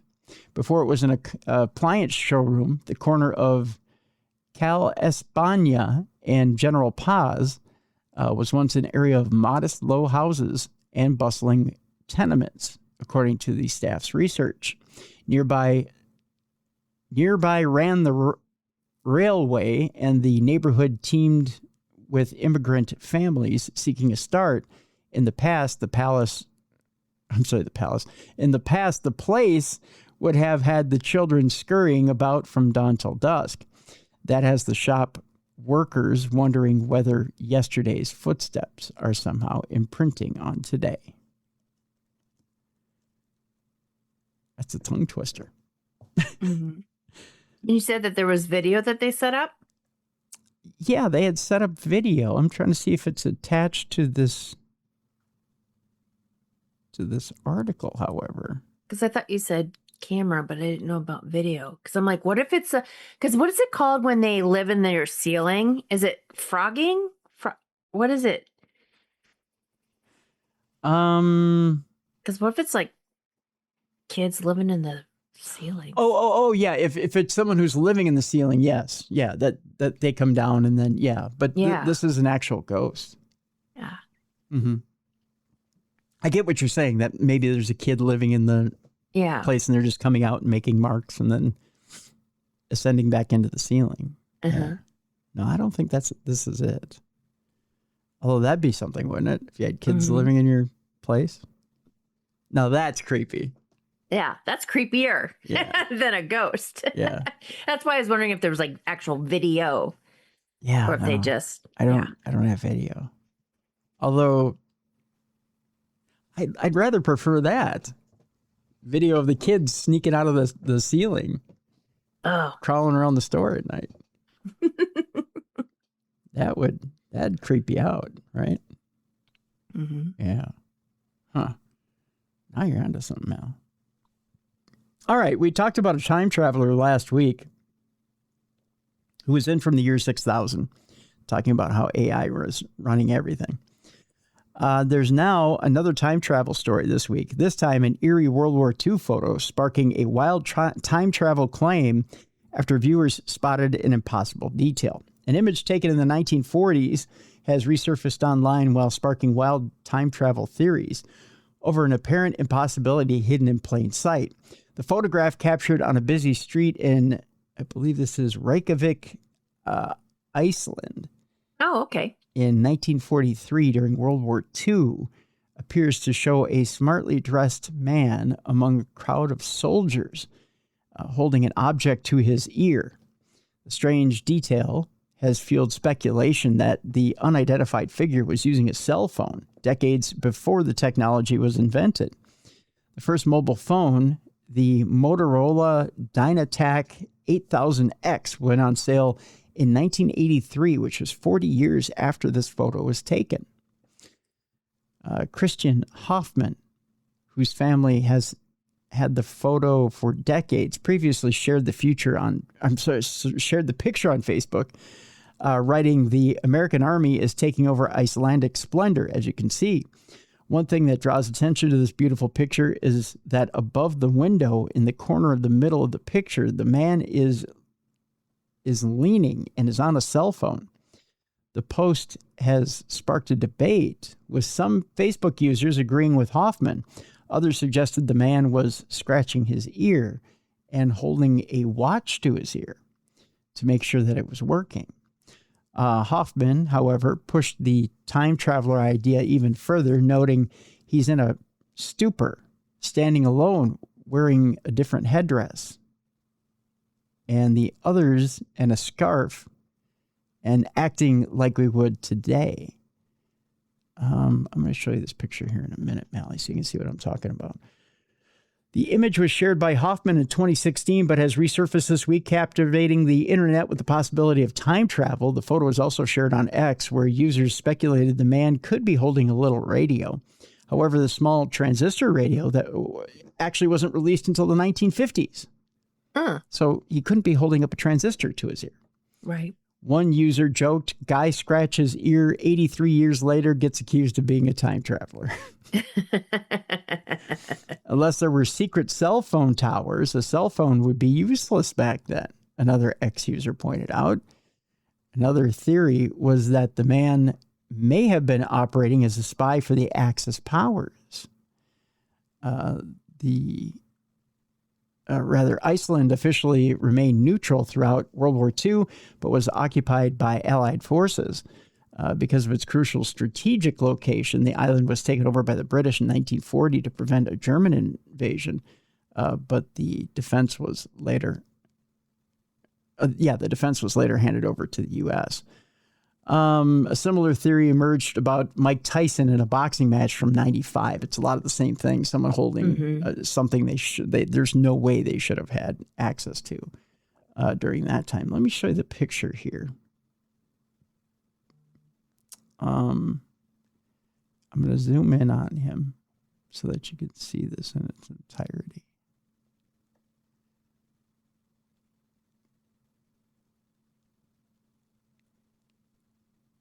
Because it's kind of funny. This guy kind of looks like a younger version of my grandfather, to be honest with you. Okay. Kind of looks like he's talking on something, doesn't it? Yeah. I'm surprised someone hasn't asked AI what the guy's doing. Right? Uh-huh. Yeah. It's interesting. I'll give it that, you know? It definitely looks like he's talking on a phone. I mean, because he's kind of the way he's holding it. It's the way you hold a phone. There's no way he's listening to a watch, because when you listen to a watch, you've got a tighter grip on a watch. Right. He's got a very loose grip. So like I'm holding my phone right now. He's got that loose grip on a phone. Right. Yeah. So I don't know. Bizarre. Could you see him itching his ear or scratching his ear? It doesn't look like an ear scratch because his hand is further down. So it's almost like, and it's away from his head like this. So I don't know. That's a stretch too. So it'd be like if I were itching my ear like this, I'd really have to be in there. Yeah, I don't know. And he's not, you know how when you itch your ear, you squint your eye. He's not squinting his eye. So I don't know. Not a lot there that says that maybe that's what he's doing. I don't know. There's an article this week that says that U.S. women are defying men in church, and there's a rise in witchcraft retreats. You tell a man no, and all of a sudden you're a witch. Right. You go hang out with a couple of women, and all of a sudden you're a witch, right? Yeah, it's a coven. Right. It starts out saying, on the floor of a sun-drenched room in a 200-year-old Irish estate, a group of 15 witches gather to commune with the spirits. Everyone has someone they want to talk to, dead ancestors, forest fairies, or witches who came before them. And the room has the same expectant charge as the first day of school. Some of the witches wear long black capes and bandanas. Some of them wear Columbia fleeces. The jacket of many witches, by the way. Spaghetti strap tank tops and Adidas sneakers. Isabella Ferrari, known as Penny the Witch. That would be a great cartoon, wouldn't it? Penny the Witch. Yeah. Sounds cute. It does. Guides the women as they make divination maps, sheets of paper covered with yeses and nos that work like Ouija boards. The witches ask their questions, and the spirit guides the crystal pendulums with their hands towards the answers. One of the women, Terramonte, screeches as her pendulum begins circling uncontrollably. Isabella, do I stop this? She says. Someone really wants to talk to me. Later, she will confess she believes it was her archangel, Michael, letting her know yes. Her parents are really proud of her. Yes, they still loved her. It's the first full day of Greenvale, a sold-out witchcraft retreat. Ferrari regularly teaches or hosts to teach women from around the world how to conduct their own spellcraft sessions and broader somatic healing work. I almost said semantic, but it's somatic. They make candles together. They confront their ancestral trauma. They form a tight community through the retreat. They form a tight community, though the retreat is only 2.5 days long. There, I got that out. We're so used to not trusting ourselves into second-guessing our intuition, especially women who have been taught to disconnect from their inner wisdom, Ferrari tells them. In a sense, this divination workshop is less about the spirits than the women themselves. A practice of learning to believe you have the power to summon answers, to regard your own instincts as something sacred. As a final housekeeping announcement, Ferrari encourages everyone to avoid the underworld and its demons. Today, stay with the fairies, she says, an instruction met with completely comprehending gazes. Later, the process of sharing who they summoned becomes intensely emotional.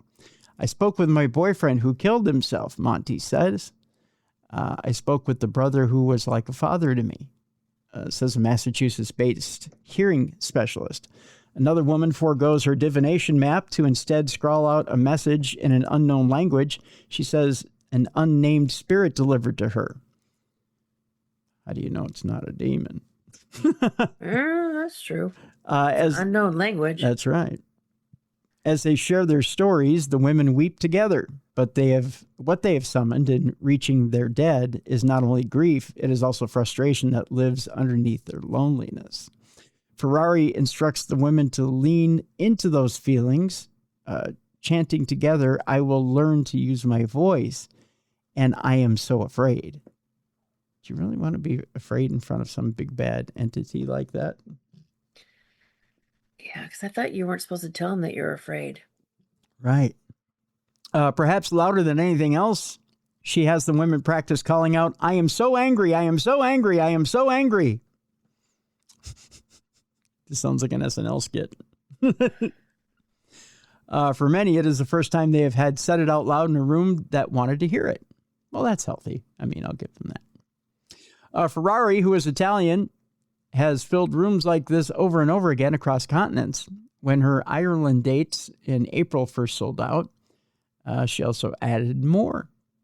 Those are sold out, too, for ticket prices ranging from £1,900 to £3,000. With more than 180,000 followers on Instagram, her version of witchcraft is both spiritual and entrepreneurial, providing both a sanctuary for expressing the accumulated distrust and fatigue of women who have failed to find belonging in the churches, workplaces, and political structures meant to hold them. Witchcraft retreats like Ferrari's have I can't say that word, proliferated across the U.S. and Europe over the last decade. The practice they've built around resists easy definition, equal parts ancient folk magic, herbal remedies, and self-soothing rituals.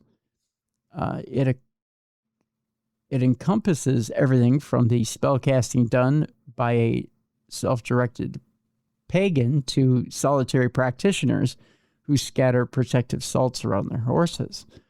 If you buy a crystal, that's witchcraft. If you practice manifestation, that's witchcraft. I'm going to skip ahead a little bit here because it's a little bit of a longer story. But it looks like, it says here, whether you're a devout Wiccan or someone who wants a hex for an old grudge, there's an Etsy witch for it. There's even an Etsy part to the story, I guess. There's a corner tarot shop for that as well. Practitioners who want to monetize their craft can attend Witch Biz Academy. Say that 10 times fast. While a British university is offering a PhD in magic, everybody wants to see a practical magic reboot. I can't even say that. And there are about 100 different ways to watch a witch on television, all to say that witchcraft is too popular and too profitable to be considered fringe anymore. What remains alternative about it is the spell casting and the crystal work then, but the DIY spiritual framework.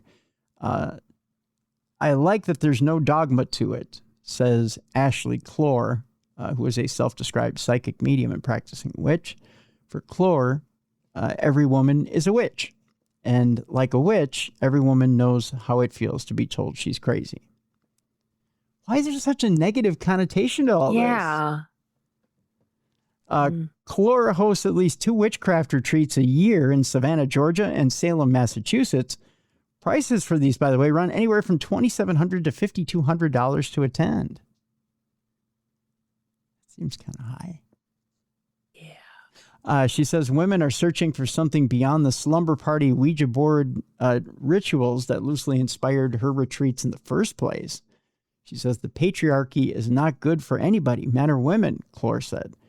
Women have been inherently drawn to witchcraft spaces after being demonized or called hysterical or stigmatized. She says, we're so effing sick of it. We're going to do things our way, whether you call it crazy or not. You seem to have a little bit of an angry vibe there. A little bit. Yeah, a little bit. Yeah. Well, it is what it is. All right, just a couple more before we wrap it up today. I told you earlier that NASA has a futuristic Son of Concorde film. Flight. Son of Concorde flight. You are tired. I'm getting to the end of my rope here. Spent. I'm spent. I'm at the end of my rope. A futuristic Son of Concorde flight, a test flight that reached 713 miles per hour. To give you an idea of how fast this is, the impressive new plane underwent a highly successful 81-minute test flight on Friday. They reached a top speed of Mach 1.1. It's pretty quick. That'll get your DoorDash to your door in almost no time flat. It's known as the X-59 Low Boom Flight Demonstration Aircraft. The plane was revealed at an event at Lockheed Martin Skunk Works facility in California back in 2024. After years of speculation, it measures just 100 feet long, the plane does, capable of speeds of around 1,000 miles per hour. That's fast. Mm-hmm. And cost $247.5 million. Ooh. Yeah, a little bit more than you and I have in pocket change. Just a tiny bit. Yeah. The X59 has been designed to reduce the typically deafening sonic boom into a mere sonic thud. Boom. It accomplishes this thanks to its unique shape, which helps to break up the sound waves typically produced when an aircraft exceeds the speed of sound. Around 1/3 of the plane's entire body is comprised of a long, slender nose, while its windscreen has been replaced with a series of cameras, enabling the pilot to see both in front and below. Powered by a GE Aviation F414 GE 100 jet engine, the X59 underwent its first test flight last week, reaching a speed of 713 miles per hour, or Mach 1.1, at an altitude of 43,400 feet. Now, you would have to get way high up in the air to go that fast, because otherwise you're going to hit somebody. Yeah. Yeah, they'll never see it coming. Future flights will aim to fly above population centers to gauge the public's reaction to its dampened booms. The International Civil Aviation Organization's Committee on Aviation Environmental Protection, say that 10 times fast, will ultimately use this data to produce new noise regulations for supersonic flights. So you don't get a boom, you get a thud when it takes off. But is it really necessary, though? Only for traveler comfort, right? So if you want to get from New York to Paris, I only remember this from a Steely Dan lyric. So the whole thing was actually it was Donald Fagen who said 90 minutes from New York to Paris. So that was supposed to be in the future, right? To get there on an airplane from 90 minutes. I think the idea is eventually, boom, we'll be able to do it faster and faster, right? But sometimes I just feel like sometimes when you do that, it doesn't turn out good. I think it's got to be an incredible shock on the body. Yeah. Right. But you have an impatient society, you know. Give me more, give me it quick, give me it now, right? Yeah. But I guess I just watch too many disaster movies where these don't turn out right. You can't build a compound strong enough to survive that crash. Mm-hmm. You know, if you're launching yourself at, 1,000 miles per hour or whatever it is, if you crash, good luck. I mean, you're dead. There's no way you survive that. I just see too many things going wrong. Yeah. There's no way. There's no way you can live. But maybe that's part of what you're signing on for. Yeah. I'm going to get flung across the continents or whatever to make it. Let's say you're going from New York to Paris. Uh-huh. And you want to minimize your travel time. Let's say you can't sit. Maybe you're like me, you have chronic pain, right? And you've always wanted to go to Europe, but you can't sit 14 hours or whatever it is to go there. So you take the Son of the Concorde. You're like, it's going to get me there in 3 hours or whatever it is. You're like, yay. Right? I mean, I have a tough time already flying to LA. Mm-hmm. LA is a killer flight for me. So you think, all right, well, if I can get to Paris in that time, well, let's do it, right? But I'm already taking a huge risk, huge chance. I mean, come on. But if I make it there successfully, boy, I just gained 10 hours in a whole different country because I took the risk. You know the saying, Mallie, time is money. So it might be worth it to some people. That's the story. Our next story has to do with some historic vessels that are consistent with alchemy, which were found in a German castle. Investigations at believe this is Nanstein Castle, have revealed the discovery of evidence pointing to alchemical practices. For centuries, people have been obsessed with the idea of turning base metals into gold or of inventing an elixir capable of making anyone who drinks it immortal. With these goals, it says, with these goals never achieved, the practice of alchemy remains a fascinating subject, as it was also responsible for many genuine medical discoveries and advances. Now, archaeologists working at Germany's Grandstein Castle have discovered vessels that were believed to have been used as part of various alchemical processes. The finds include a tall green and yellow vessel thought to be some sort of distillation flask. The researchers believe that the objects date back to the 15th or 16th centuries. Sadly, it wasn't possible to determine what might have once been stored inside the vessels. Exactly what alchemical experiments might have once been conducted within the castle's chambers continue to remain a topic of ongoing debate and intrigue.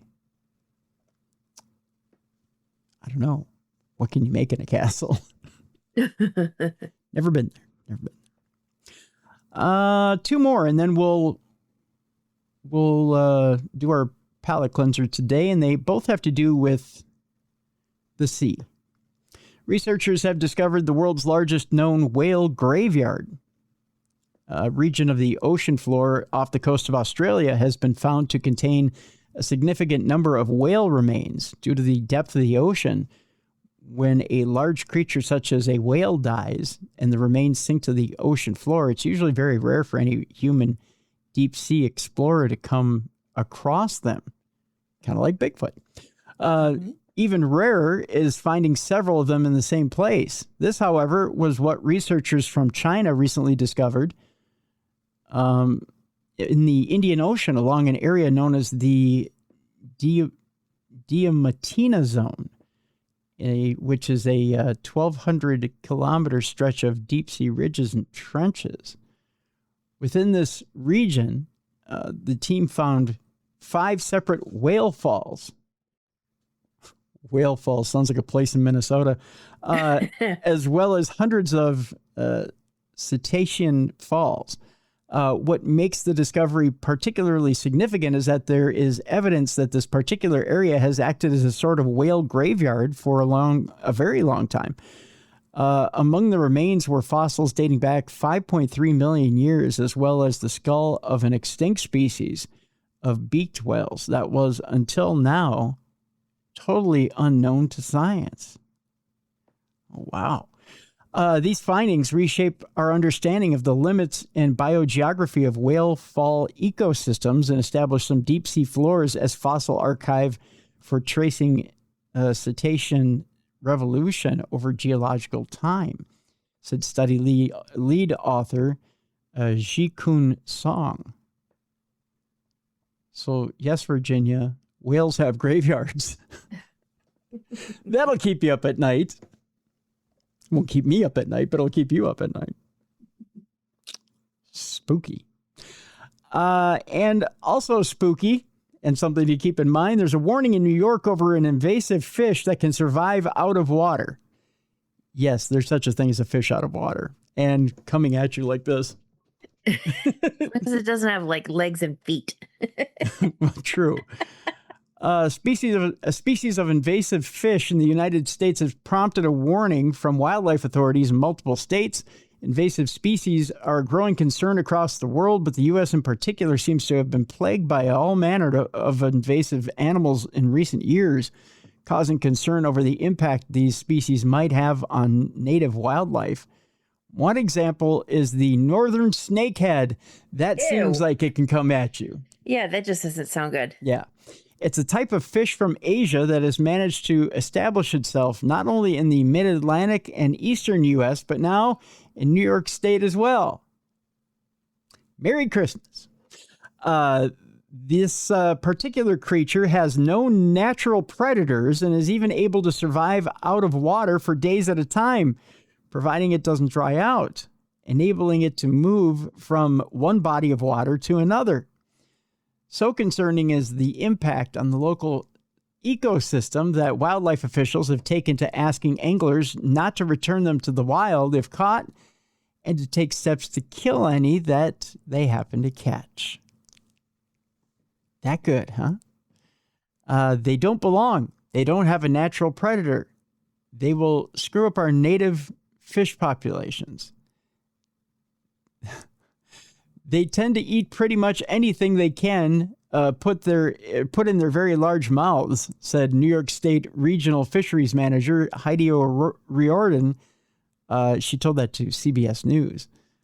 The fish, which resembles a snake, can lay thousands of eggs at once. Oh, God. And they can hatch within days. Ugh. You're welcome. And they eat anything? They eat anything. Blech. Exactly how many there are already in the waterways of the U.S. remains unclear. So go on out and look for them by name.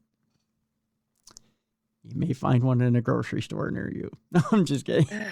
The snake had everybody. Gross. Yeah. All right. With that, I feel like we need a real good old-fashioned palate cleanser. One that we can all look forward to, right? A little something to make us happy. I saw this story. It made me ecstatic. I tell you why, Mal. It's been a rough week, especially pain-wise. So I says to myself, I says, I need a bit of good news. Well, I ran across this article, Mallie, and I'm sure a lot of you are going to be happy to hear this as well. Stanford scientists have managed to regrow lost cartilage and reverse arthritis in a major breakthrough. Right?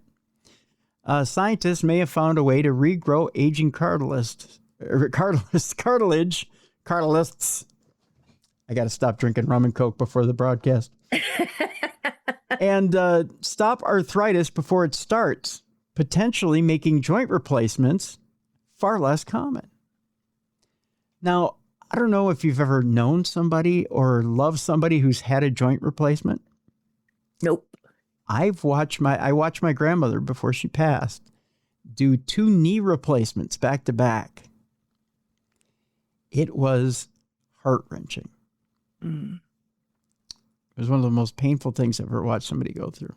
This was back when, I mean, they would take out the bone and just, boom, put the knee in, right? Yeah. They'd saw off your bones, put the knee replacement in, and, you know, they do one, and then 6 weeks later, they do the other. And it was barbaric. That's the only way to put it, was barbaric. But a new treatment that blocks an aging-related protein restored lost cartilage in old mice. I just see a little old mouse with a cane walking around. Who's like, give me my cartilage back. And help prevent arthritis after knee injuries. Human cartilage samples showed similar signs of regeneration, raising hopes for a future drug that could repair joints instead of replacing them. That's something kind of cool.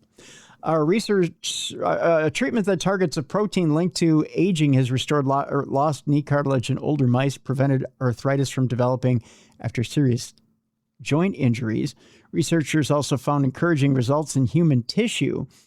Samples collected during knee replacement surgeries began producing new functional cartilage when exposed to the treatment. The findings raised the possibility that damaged cartilage caused by aging or osteoarthritis could one day be repaired with either a local injection or an oral medication, which is even better.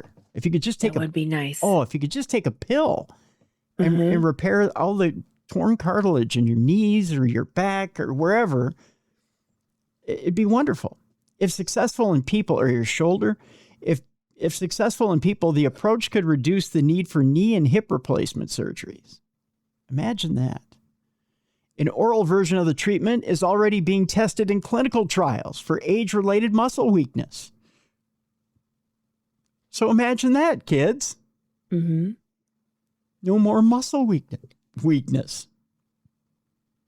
By the way, osteoarthritis, most common form of arthritis, and affects 1 in 5 adults in the U.S. The disease gradually breaks down cartilage in the joints, causing pain, stiffness, and swelling.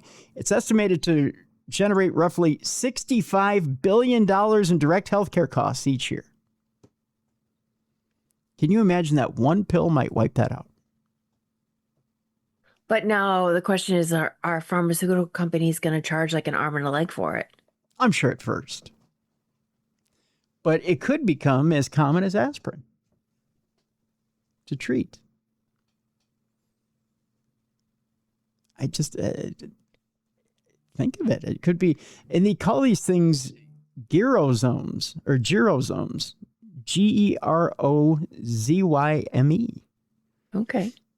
The new treatment works by blocking a protein called 15-PGDH. These proteins that break down your cartilage. Same research team first identified gyrosomes in 2023. Previous studies showed that 15-PDGH plays a major role in age-related muscle decline in mice. When researchers blocked the protein, older animals gain muscle mass and endurance. When the protein is artificially increased in young mice, their muscles became weaker and smaller. Scientists have also linked 15-PGDH to the regeneration of bone, nerve, and blood cells. It's not the fountain of youth, Right. but it's getting close. It's encouraging. Mm-hmm. Yeah. So a way to regenerate cartilage in some muscle. I think that's a step in the right direction. It's better than what we've been hearing lately. You know, almost everything we have is preventative. It's not regenerative. So, Right. Yeah. Looking forward to it. That's for Fingers sure. crossed. Fingers crossed. You never know. Mm-hmm. You never know. But it's I read that and I thought, you know what? That's pretty cool. Here's hoping it's it's a step in the right direction for the future. Yeah. Yeah. I would love to be able to regenerate some of the cartilage I've torn. Yeah. You know, it'd just be easier to get around. Mm-hmm. So, because Think about all the athletes that will do well from that. oh yeah. I mean, if you've ever had to have a rooster comb shot in your knee, you know what it's like. It's horrible. And it almost never works. Mm-hmm. Yeah. So here's hoping that this will work. So yeah. Good stuff. So that's how we end today. On a positive note. Yay. Yay. That maybe someday we'll get our cartilage back. You gotta look at it that way. Someday, hopefully, we'll get our cartilage back. Yeah. Yeah, that's what we're looking forward to. All right. Any notes on your end, Mallie, before we launch into the end of this deal? I am working on organizing an investigation. Really? Yeah, a little paranormal investigation here in town. Otherwise, that is basically it. So yeah, Excellent. it's been a while since I've investigated somewhere. Yeah. Can you give us any hints as to potentially where, or is that... It is a church. Really? Yeah. So it's weird because the last place I investigated was a church. Really? So we got some really cool things, but like chanting and stuff. But yeah, actually it was weird because I reached out to that person that I met up with for that investigation just to say hi. Mm-hmm. And she was like, "It's so funny you reached out to me because I was just talking to my friend and she wants you to investigate the church that she goes to." And I was like, "What?" So my town is very haunted. I guess. It's everybody I talk to, their house is haunted, their business is haunted. This whole area, we've had a war, we've had, mob crime here, we've had all these things here. And so it's we've got a lot of history. So Wow. a lot of hauntings. All right. So yeah, so that's what I'm working on right now. How That about sounds you? wonderful. Yeah. Well, we got a few things in the hopper, but tomorrow's show is one of them. tomorrow on the big program, Rebecca Parmichael will be with us. And she'll be demystifying ghost hunting for a new generation. So it kind of ties into what you're doing. Okay. Yeah. We will be talking to Rebecca about a number of topics. She's got a brand new book out there called, if you're ready for this, if I can get the thing to come up here. That seems to be my issue today. She's got a brand new book that is called I know it says the something ghost hunting. Yes. The Not So Scary Guide to Ghosts. Okay. And how to make the paranormal normal. All right. So we'll be talking about that book tomorrow on the big show. But that is our show tomorrow. Very cool. Yeah. So, and we got some other things in the hopper as well that we're working on. So always something going on here. Always something going on. So that'll do it for today, though. To remind you guys, make sure you've got your Darkness Radio Apple apps updated. Make sure that you support the show and order your True Crime Tuesday and Darkness Radio swag. Please help us out here and support the show. Remember, the only way that we support the show around here is not only through the ads you hear on the show, but if you actually contribute to the show and order some swag. So please, if you would, order some swag, help us out. I think that's it, Mallie. I think that's all I got for people. Oh, by the way, also, the executive producer of this program is Troy Palmer. Thank you, Troy, for everything you do. And our we forgot to mention our sponsor today is Jelly Bean and Julia. So, again, your specials for this week, you've got your bar specials for Tuesday, Wednesday, and Thursday this week. You've got the prime rib special out there on Friday, that wonderful smoked prime rib on Friday. Make sure you go out there, and I'll be out there on Friday night for the smoked prime rib this week. And then on Sunday, you've got breakfast out there. JellyBeanandJulia's.com. Make sure that you check out Jelly Bean and Julia's. Not only do great barbecue, you've got live entertainment on Saturday. You've got breakfast on Sunday. JellyBeanandJulia's.com. And I think that's it. I think that's it until tomorrow when we check in with Rebecca Parmichael and ghost hunting for a new generation. All righty. All right. All right. We're out of here. We'll see you tomorrow for Rebecca Parmichael right here on the best in paranormal podcasting. We'll see you tomorrow right here on Darkness Radio.